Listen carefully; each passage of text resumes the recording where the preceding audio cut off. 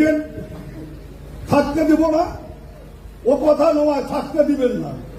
তোমরা যদি কাউকে নাও করেন, থাকবেন কি থাকবেন না, ওরা হয়তো ওই কেন্দ্রীয় বাহিনীর হাত ধরে এজেন্ট হতে যাবে।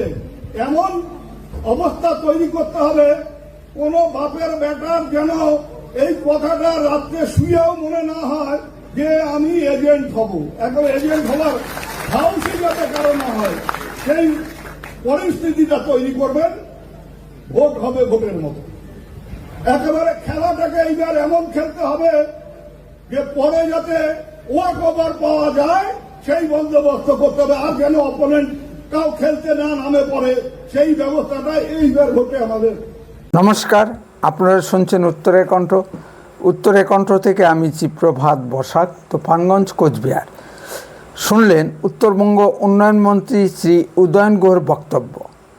তার বক্তব্যে শোনা গেল ২৬-এর বিধানসভার নির্বাচনে বুথে বুথে বিজেপির এজেন্ট বসতে দেওয়া হবে না বলে হুঙ্কার দিয়েছেন। এই বক্তব্য কতটুকু গণতন্ত্রসম্মত ও আইনসিদ্ধ তা জানি না, এবং রাজনৈতিক দল হিসেবে তৃণমূল এই বক্তব্যকে সমর্থন করে কিনা জানি না। ভারতের নির্বাচন কমিশনে নথিভুক্ত কোনো রাজনৈতিক দল এই ধরনের প্ররোচনামূলক বক্তব্য দিতে পারেন কিনা আমার জানা নেই। কেন ভারতের নির্বাচন কমিশন এই ধরনের বক্তব্য দেওয়া দলের নিবন্ধন বাতিল করবে না? ভারতের নির্বাচন কমিশন পশ্চিমবঙ্গের স্বচ্ছ ভোট পরিচালনায় ব্যর্থ। ভারতের নির্বাচন কমিশন যদি পশ্চিমবঙ্গের স্বচ্ছ ও গণতন্ত্রসম্মত সকলেই গ্রহণযোগ্য নির্বাচন করতে না পারেন, তবে ভোট বন্ধ করে দিন। পশ্চিমবঙ্গে মমতা ব্যানার্জিকে একদলীয় স্বৈরাচারী শাসন ব্যবস্থা কায়েম করেছেন। এই ধরনের বক্তব্য কেন নির্বাচন কমিশনে ও আদালতে চ্যালেঞ্জ হবে না? কেন এই ধরনের বক্তব্য দেওয়া উদয়ন গুহের বিরুদ্ধে মামলা দায়ের করা হবে না এবং তাকে গ্রেপ্তার করা হবে না? বিজেপির রাজ্য নেতৃত্ব ঘরে বসে বসে আঙুল চুষুন। কেউ একজন নতুন সভাপতি হয়েছেন, তাই নিয়ে যেন আধিক্যতার শেষ নেই। এদিকে পশ্চিমবঙ্গে বিভিন্ন ঘটনা ঘটেছে, তা দেখার সময় কি আছে রাজ্য নেতৃত্বের? প্রশ্নগুলো স্বাভাবিকভাবেই উঠেছে। আমি শুধু একটি ঘটনা শ্রী উদয়ন গুহকে স্মরণ করিয়ে দিতে চাই। শ্রী উদয়ন গুহজি, আপনার কি বিজেপি নেতা প্রয়াত মনমোহন রায়ের কথা মনে আছে? আপনার পিতা স্বর্গীয় কমল গুহ দিনহাটায় বক্তব্যরত প্রয়াত মনমোহন রায়ের মাইক কেড়ে নিয়ে বক্তব্য বন্ধ করে দিয়েছিলেন। প্রয়াত মনমোহন রায় সরাসরি কলকাতা হাইকোর্টে চলে গিয়েছিলেন এবং দুর্দ্বন্দ্ব প্রতাপ কমল গুহকে মনমোহন রায়ের নিকট ক্ষমা চাইতে বাধ্য করেছিলেন। এ ঘটনা আপনার তো ভুলে যাওয়ার কথা নয়, ৯০-এর দশকের ঘটনা। যদি ভুলে গিয়ে থাকেন তাই স্মরণ করিয়ে দিলাম। বিজেপি সন্ধ্যাবেলার মশা জাতীয় দল নয় যে ধোঁয়া দিলেই উড়ে পালাবে। যথাসময়ে উত্তর পেয়ে যাবেন। আপনাকে বদিবে যে গোকুলে বাড়িছে সে, তৃণমূলই তৃণমূলকে ধ্বংস করবে। যেমন ১১ সিপিএমকে হারিয়েছিল, সেই মুসল পর্বের সময় সমাগত। তৃণমূল কংগ্রেস একটি গুন্ডা লুটেরার দল। গত ১৫ বছরে রাজ্যে যত খুন হয়েছে তার ৯০% কেন মুসলিম? মারছে মুসলমান, মরছে মুসলমান এবং জেল খাটছে মুসলমান।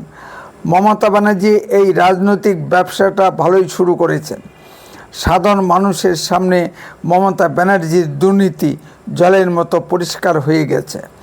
মমতা ব্যানার্জির দুর্নীতি লক্ষ্মীর ভাণ্ডার আর দীঘার মন্দির দিয়ে ঢাকা যাচ্ছে না। তৃণমূলের সামনে কোনো রাজনৈতিক ইস্যু নেই, তাই তাদের নেতা শ্রী উদয়ন গুহের মুখ থেকে অসাংবিধানিক বক্তব্য বের হচ্ছে। আর তৃণমূলের জেলা সভাপতি নিজেই যাচ্ছেন বিজেপি কর্মীদের ঘরবাড়ি ভাঙতে। এর চেয়ে লজ্জাস্কর বিষয় কি হতে পারে? আর আমাদের মাননীয় মুখ্যমন্ত্রীর মুখের ভাষা শুনুন। যেন কলতলার ঝগড়াকেও হার মানিয়ে যাচ্ছে। মাননীয় মুখ্যমন্ত্রীর মুখে নজরুল সঙ্গীত শুনে অনেকেই অজ্ঞান হয়ে গিয়েছিলেন। জয়কালে ক্ষয় নেই, মরণকালে ঔষধ নেই, বাংলার এই আপ্তবাক্যটি এবার প্রতীয়মান হতে যাচ্ছে। মমতা ব্যানার্জি মাটি থেকে উঠে আসা একজন ঝানু রাজনীতিবিদ। তিনি ব্যাপারটি উপলব্ধি করতে পারছেন, কিন্তু তার করার কিছুই নেই। তিনি যে ফ্র্যাঙ্কেনস্টাইন তৈরি করেছেন, সেই মমতা ব্যানার্জির গলা চেপে ধরতে চাইছে। এটাই মমতা ব্যানার্জির ভবিতব্য। যে দলের নেত্রীর মুখের ভাষা ঠিক নেই, সেই দলের উদয়ন গুহের মতো নেতাদের মুখের ভাষা কিভাবে ঠিক থাকে? বিজেপির রাজ্য সভাপতির কাছে দাবি রাখছি, অবিলম্বে উদয়ন গুহর বিরুদ্ধে কোর্টে আইনগত ব্যবস্থা শুরু করা হোক। উত্তরে কণ্ঠ তাৎক্ষণিক কোনো খবরের চ্যানেল নয়, এডুকেশনাল ও ইনফরমেটিভ চ্যানেল। এই চ্যানেল খবরের ভিতর থেকে খবর বের করে আনে। উত্তরে কণ্ঠ সর্বদাই বাস্তব ও সত্য কথা বলে। আরও এই ধরনের ভিডিও পেতে দয়া করে এখনই চ্যানেলটিকে সাবস্ক্রাইব করুন, বেল আইকনে ক্লিক করুন, আপনার মূল্যবান মতামত কমেন্টে লিখুন। যদি ভিডিওটি ভালো লেগে থাকে তাহলে আপনার বন্ধু মহলে ভিডিওটি শেয়ার করুন, যাতে সকলেই দেখতে পারেন। আপনার উত্তরে কণ্ঠ দেশের কথা বলে, দশের কথা বলে। আপনারা চোখ রাখুন উত্তরে কণ্ঠের পর্দায়। বন্দে মাতরম, ভারত মাতা কি জয়। সুস্থ থাকুন, ভালো থাকুন। খুব শীঘ্রই ফিরে আসছি নতুন কোনো ভিডিও নিয়ে।